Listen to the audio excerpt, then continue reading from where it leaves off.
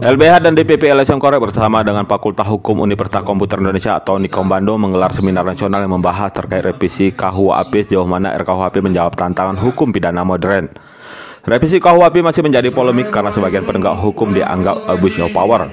Turut hadir sejumlah narasumber ternama diantaranya Asop Profesor Dr. Musa Dauren Pani SHMH, Direktur LBH Korek, Asop Profesor Dr. Saad Marulitua Sutumiang SHMH sebagai akademis, dan Ucok Rolando Parulinan Tamba SHMH sebagai praktisi hukum. Berbagi pandangan mereka terkait perubahan dalam RKUHP.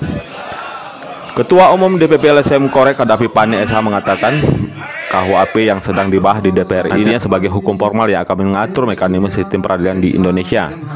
Menurutnya kewenangan aparat penegak hukum seperti kepolisian, kejaksaan, hakim, dan advokasi merupakan aspek penting dalam RKUHP, mengingat dampak dari regulasi sedang disusun oleh DPR RI tidak hanya berpengaruh pada penegak hukum, tetapi juga masyarakat secara luas. Dia pun menegaskan dan menuntun 4 poin yang perlu diperhatikan DPR RI dalam proses RKUHP. Di antaranya, revisi KUHP harus melibatkan peran serta masyarakat dan tidak hanya berputar di lingkaran dewan dan akademi saja.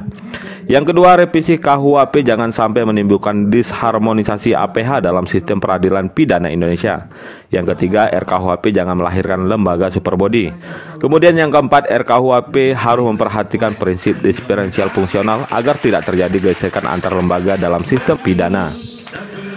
Kewenangan ini harus diatur dengan jelas dan tegas dalam RKUHP, tegas Kadafi. Selain itu, lanjut Kadafi, ini bertujuan mencegah penyalahgunaan wewenang dan memastikan setiap individu mendapatkan perlindungan hukum yang layak.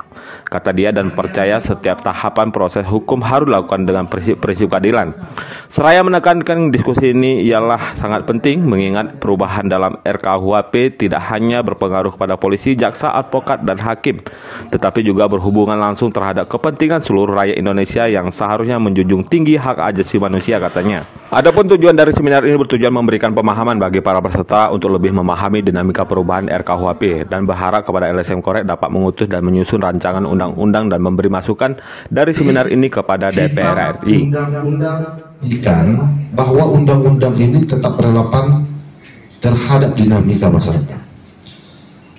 Itulah poin-poin yang perlu kami sampaikan nanti terkait daripada selesainya acara seminar kita hari ini kepada Komisi 3 DPR RI. Saya harap beliau terbuka jelas, terbuka kepada lembaga swadaya masyarakat, khususnya di LSM Korek.